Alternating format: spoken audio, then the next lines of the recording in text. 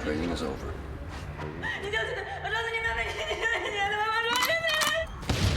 We just didn't want to make a sequel that was exactly like the first movie. So we did some pretty bold things, I think. We took the story in a direction that was much darker, much more focused on the psychological effects and what was happening in Bourne's head. If you know that you have killed people for a living, what are you going to do about it? That's really the question of the film. And the whole journey of Bourne is, in the second film, is to essentially deal with guilt. He's constantly kind of fighting between this desire to be a better man and the reality of what he did in the past. Jason Bourne and Marie, they're trying to have a life. They're trying to put together their relationship and move on from what he used to be.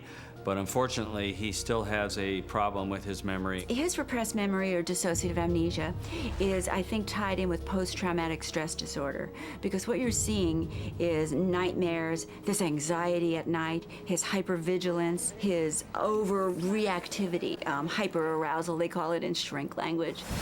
The question for Bourne is, how does he live with those memories? What does he need to do to make himself whole? This guy wakes up sweating like almost every night. It's awful. I mean, it's awful to see that, and it's awful that she can only do so much. She can't really help him. It was a mission. And I was there. Marie, the character, is of course his lover, his girlfriend. But who she, I think, represents is really Jason's growing humanity. She is his moral compass. What's wrong? We're blown. How? We pushed it. We got lazy.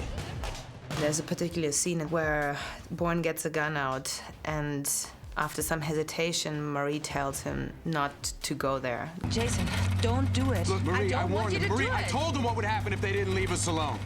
Bourne's saying we don't have a choice, period. There's just no choice here. And Marie's saying you do have a choice. You always have a choice. You can choose to be a person, to be a good man, or you can choose to be a vindictive, revenge-oriented killer. You decide. We don't have a choice. Yes, you do. He, at that point, can't really hear. And that kind of starts the dramatic narrative of the movie, the kind of thesis statement of the movie, because that's something that revisits him later.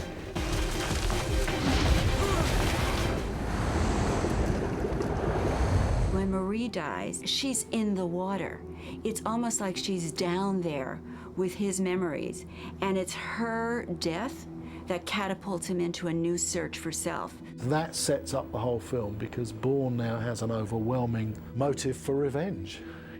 Marie always represented this small kind of pin light in this dark tunnel that this guy was in. So when he loses her, he's instantly back to a place of total darkness. He wants to basically just kill everybody and anybody responsible.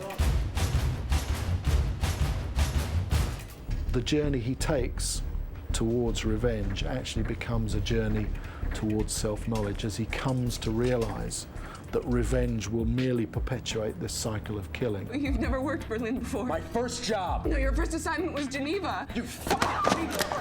Oh, wait, I swear! I swear! I know I was here, Nikki! He has to fight his own anger, his own hatred. If he turns into a monster and kills them, he is them.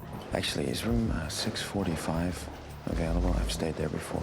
That journey ends at the hotel in which he killed a Russian politician and shot his wife and made it look like she shot him and shot herself. So now he's got the blood of the innocent wife on his hands, and he sees it kind of in full Technicolor. The only thing he can do is deal with his own crimes, and that drives him to Moscow. Это место.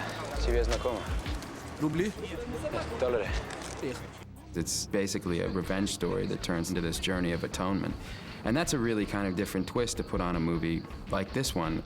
In a sense, it's a film that is an incredibly long, exciting, visceral journey to a man saying sorry. That's essentially what it is. Your father was supposed to be alone. I killed him. He's had this heart-rending scene with this young woman, and then he has to walk away. It's interesting in that scene in the snow, because what you're seeing there is sadness, is depression, is his real remorse and responsibility. And that's when the mourning for Marie really takes hold. That's the moment where we really recognize that he has come full circle. Jason Bourne is a character of our time, a character of inner conflict, a character desperately trying to find the right way to go, but unable to work out quite what that is. And all of that, I think, makes him contemporary, alive, emotionally truthful, and incredibly relevant to the world today.